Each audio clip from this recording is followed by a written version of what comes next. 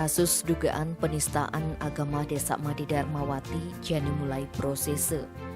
Mabes Polri sudah meriksa 22 saksi.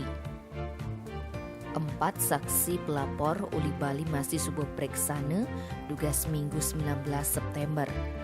Pelapor ane subuh keperiksa I Gusti Ngurah Arya ane lapor di Polda Bali nomor 191. Ada masih pelapor nomor 193 Daniar Trisasongko. Ajak pelapor nomor 195 Imade Sukearte. Ada masih saksi Priyadi alias Gusyadi Ajak Pujianto.